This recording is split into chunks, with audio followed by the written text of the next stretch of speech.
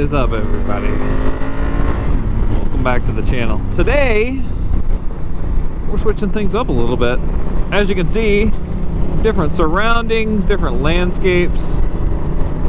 We are in the lovely city of Fort Collins, Colorado. And that, as I run into the back of a Honda, and that's got some nostalgia for me because I grew up here. I went to high school here, I went to junior high here. Moved here when I was like 14, so, you know, the important years of your life, I guess you could say, as far as growing up is concerned. Made lifelong friends here, all that stuff. Speaking of lifelong friends, we're actually going to meet a buddy today. That's why we are over here. I had a much different ride in mind today, but I don't know if you guys can hear, and I hope audio is okay. It is no less than 30-mile-an-hour winds right now. I was riding over here, and from where I live to Fort Collins is about a probably 20 miles-ish total. And my dead cat on my in-helmet microphone actually blew off, which is unbelievable because there is not, my visor was down the entire time, and there is not a whole lot of wind that occurs inside the Klim Krios helmet, and I've got the chin buffer guard thing in place, so I'm riding along and like all of a sudden this poof of gray, hair is floating around inside my helmet. If you guys don't know what a dead cat is, here's a picture for you.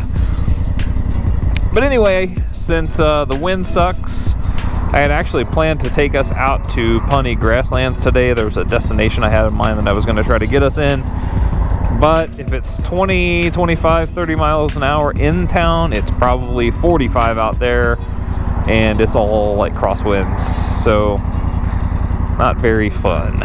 So we're going to cruise around Fort Collins today, check out some sights. It's going to be a short trip just because I've got to meet my bud here in about 20 minutes, but I figure we would check it out and show you guys around. Let's do it. So yeah, Fort Collins. I graduated from high school here in '96. Proud Rocky Mountain logo. I don't know. I didn't participate in anything in high school except graduating. But this city, town, whatever you want to call it, has ranked like in the top 10 places to live in the United States for like the last, I don't know, at least 10 years, maybe longer than that. And I know it's taken the first spot on several occasions. I think it's actually in like the top 3 more often than pretty much any other city. But things have changed here pretty drastically since I moved away. I moved out of Fort Collins in like 2008, 9, somewhere in there, and the growth here has just been exponential, which is great for the city, right? I mean, you got a lot of jobs here. You've got Colorado State University, which is a fantastic school. So there's a lot of high points about Fort Collins, but at the same time, the traffic is horrendous at times. I decided to move out for a couple of reasons. Number one, housing here. I think the median house price in Fort Collins is somewhere in the $450,000 range, so who can afford that? And it's always been to me like this town of transition where there's always change occurring, and that's a good thing. But like where I'm at right now used to be kind of considered like the heart of the city. So we just passed College and Drake Avenue, which has always been kind of like, I don't know, considered to me like to be the center of town. But now that's transitioned and it's changed. So like there are things that have went out of business, stuff like that used to be like really nice places to shop and work and eat, and they're not here. Like for example, that was a Bennigan's. If you guys remember Bennigan's, now it's a dentist office. But I guess towns, as they progress and change, on paper that's a good thing. So definitely a nice place if you want to come to eat. I think per capita this city has more breweries and more restaurants than any other city in the United States, which is pretty crazy when you think about it, compared to like an LA or a New York or whatever. But remember, that's per capita, so that's like, you know, there's 300,000 people and there's 1,000 restaurants. I don't know what the figure is, but this whole strip mall here used to be, there was a trailer park back there that got flooded. Post a picture of that. That was pretty crazy. And all this is just all new. So to me, coming back to Fort Collins after being in Nevada for the last almost 5 years is such a different transition. Like, it used to be so different even just 4 or 5 years ago, and now it's, things are so amazingly different than I remember them being. We're hitting Prospect and College Ave now. This is essentially where like Colorado State University starts. So from here, for about the next 2 miles, everything on our left is CSU, and great school. Veterinary stuff used to be what they were really known for. I'm not sure what their major majors are now, but we're going to come down into the Old Town area. I'll take you guys through there, and we're probably going to just call it a day, because with this weather, like, we haven't been able to catch a break in Colorado all winter hardly. I mean, I should get it. I shouldn't say we. I can't seem to catch a break. Like, my hobbies, if you guys have watched the channel for any length of time, you know, are motorcycles and golf. Kind of in that order. It used to be golf, then motorcycles, but regardless of order, neither of those things are really fun to do when it's, you know, 40 something and super windy. Hell, I won't even play golf in the wind. I'll play golf in the snow before I play golf in the wind. So it seems like every weekend that I'm off, we have decent weather, but we have this high wind. I mean, it's been, once again, like moving out of state and being gone for 5 years, I don't remember it always being as windy as it seems to be here. But I have other people, local people that I've talked to that come to my work and stuff like that, who say the same thing. Like, they don't remember it ever being this windy, this many consecutive days. So on our right, the world famous adult book ranch. That is how would you call it? It's a porn shop, I guess. I guess that's the best way to put it. That thing has been there since I was in high school. It's amazing. It's amazing to me in this day and age with like the internet that a porn shop would still exist. I mean, they sell, you know, all that kind of accoutrement, if you will.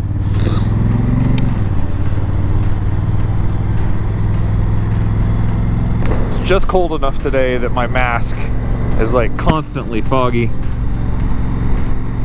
I have one of the pins. Of course, I can't remember what it's called. One of the pins insert things that it's like an anti-fog screen you put on the inside. And somehow I screwed that thing up. I was cleaning it with glass cleaner and like did something really strange to the coating on it. $30 down the drain. So this is Old Town proper, Old Town Fort Collins.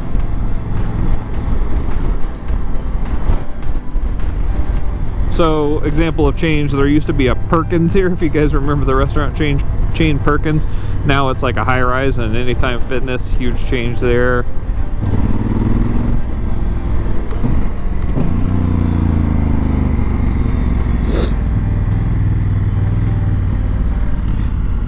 Aggie Theater up on the right up here. Super cool little theater. I've seen several artists there. I saw, if you guys are familiar with like 2000s punk, pop punk, I saw a Yellow Card there with like 90 people, and then hung out with them on their tour bus after the show. Kind of crazy little fact for you. But they usually get pretty good gigs coming through. I don't know, like right now I don't recognize anything on that marquee, but you know, with COVID, I don't know how people are doing with touring. There's also another little theater up here, a little concert hall that I can't remember the name of it. When we pass it, I'll show it to you. Rise Against did an impromptu show. So Rise Against, if you guys have heard of that band, I'm sure you probably have. They recorded like 3 of their albums here in Fort Collins at a place called the Blasting Room, which is just a house. And they did an impromptu show. It's actually called Comedy Fort now, which is interesting, but that used to be another little concert hall, and somehow or another that impromptu show got broke. Like one of the local, you know, alternative channels broke that they were going to have that show, and instead of like 200 people showed up, like 4,000 people showed up to get in. Luckily, like my buddy and I were like probably 10th in line for that show, so we got in and saw it, and it was rad. But you know, there were that venue probably holds 1,000 people, so there were, you know, 3,000 plus people that didn't get in.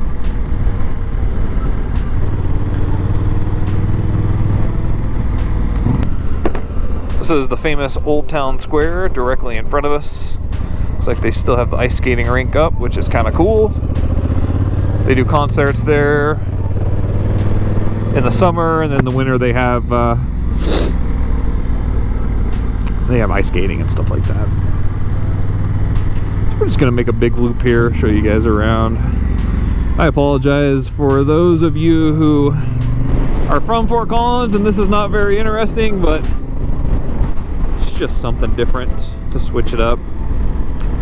I have a lot of really cool stuff planned for this spring and summer, but like I said, just can't catch a break with the weather. It's a real bummer.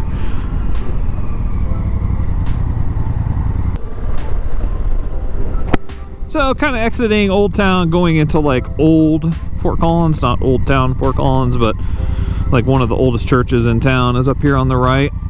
This place back here, I don't know if you can see it, that says Trailhead. When smoking got banned in bars, there was a bar, I don't know if it was the Stakeout or the Trailhead, one of those two made itself private, so you had to be a member of it. And I don't remember what they charged. It wasn't a lot, you know, it was like 20 bucks a month or something like that. But since it was a private establishment, you could smoke in it. I remember that being this really weird caveat, like they used to get around the no smoking, like in restaurants law that Fort Collins passed. I think that was, I guess I was old enough to drink because I remember it as an option, because I used to smoke in St. Joseph Catholic Parish. I used to smoke, and I always was like, oh, well, if I really ever wanted to go smoke in a bar, I guess I could go there. But, you know, it never turned out to be something I was all that interested in. That was a big boy stop there. Wow. So, I kid you not, there's not a house on this street that's less than like $700,000. Every one of these little old houses, and these were all built in the early 1900s. I mean, as you can see with almost every single one of them, they've been highly upgraded and updated, and they're amazing, cute little houses. But it's just kind of bananas to me how much money it is if you want to live in old part of Fort Collins. It also is amazing to me how nobody here knows how to drive.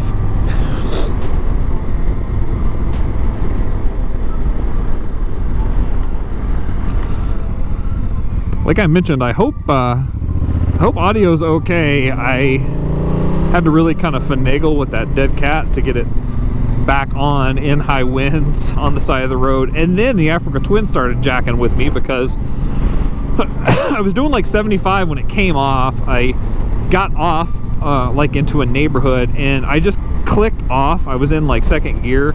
I just clicked off on the start button so the bike would shut down, so I could just yank my helmet off real quick and fix it. And then the bike was stuck in second gear, like it wouldn't come out. I'm in the middle of nowhere. I'm freezing my balls off because it's cold and windy, and the motorcycle is essentially stuck in second gear. So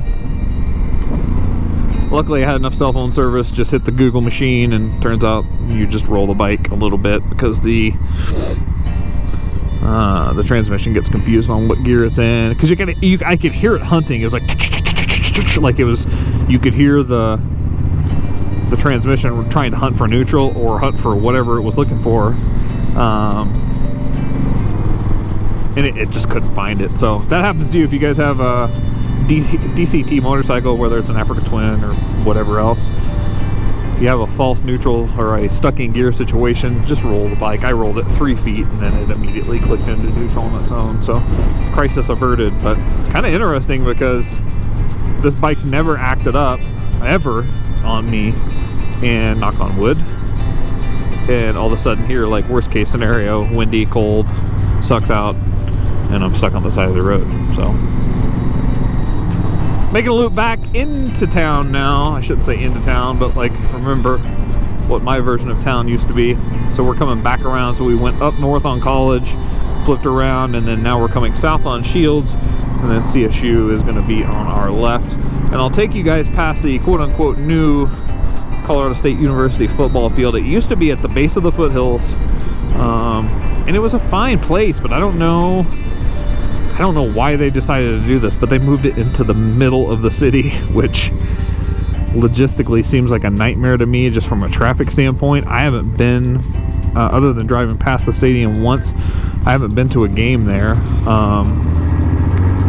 So I'm kind of curious on a Sunday what that looks like, you know. This, like, so this thing over here that looks like a whale is Moby Arena. Get it?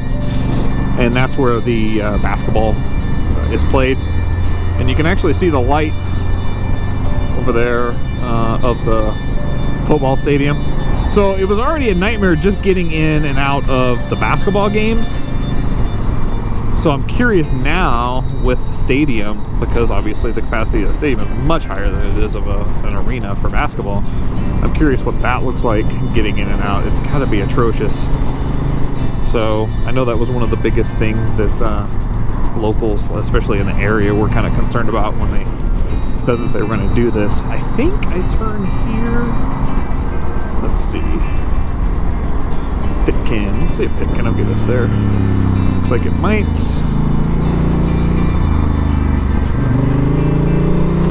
It's kind of interesting running around town on the Africa Twin, because I don't spend a whole lot of time in town, in cities.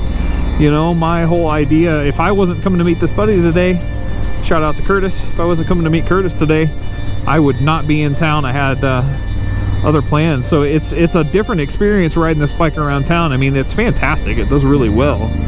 But I'm not used to so much shifting. I downshift predominantly with the thumb shifters. So over here, I let the bike upshift for the most part on its own. So here you go, CSU. So there's their practice fields, and then Canvas Stadium, I guess is what it's called. And you can see, like, there's no parking. Where do you put all these people?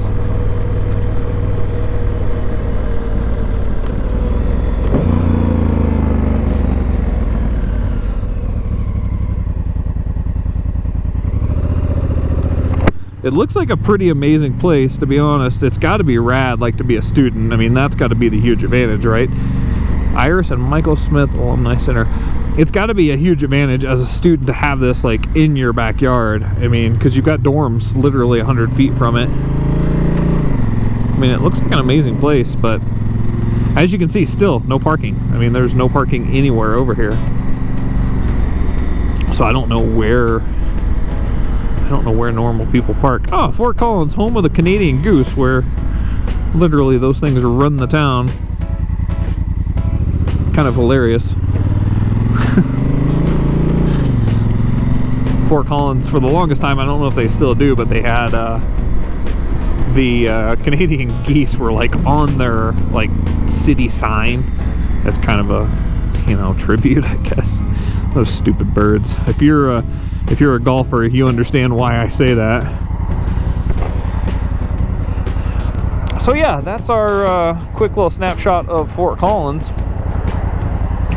Felt like I just needed to push a video out to you guys. I've ridden a couple of times. Nothing, you know, no destinations or anything, just out riding around. Like I said, the weather has just not been cooperative for filming or, you know, getting any real kind of footage that is worth pushing out. But I figured since we're in Fort Collins, I'd take you guys on a tour. It's a great little city, but, you know, it's just not for me anymore. Alright guys, well I think that's going to wrap up our little impromptu tour of Fort Collins today. There's obviously a lot more to see, but I just took you through kind of the downtown section to give you an idea of you know, what the place looks like. I hope everybody is well. I know it's been a long winter. It's actually Super Bowl Sunday today, if you guys want me to date the video for you. I don't have any plans. I think it's what, Kansas City versus Tom Brady, because let's face it, it's not Tampa Bay, it's TB, right? So yeah, hopefully you guys are all doing well. February's the shortest month, but I know it's going to feel like a long one because that's when the weather really kind of takes a turn for the worst in Colorado and any real city where you've got winter. So guys, thanks for riding along as always. I promise you I've got some good stuff coming up. Bear with me. I've grabbed a few new subscribers. I appreciate that. I don't know if you guys remember from, oh, I don't know, 6 or 8 months ago, I had talked about doing a giveaway once we hit 100. I have not forgot that. I do have stuff prepared for the giveaway. I just haven't made any real footage that I thought dictated us talking about doing anything to give away. So, excuse me. So I still do plan on doing that. So keep your eyes out for that. Keep your eyes out for new content. I've got a lot of updates on the bike. We're going to do a just a full video on all of the changes and upgrades I've done, as well as kind of a short-term review. You know, I've had the bike now since November and put, I don't know, probably about 1,000 miles on it. So we're going to go through all that stuff. So guys, thanks for riding along. Have a great Super Bowl Sunday, and I will see you on the next ride. Later, guys.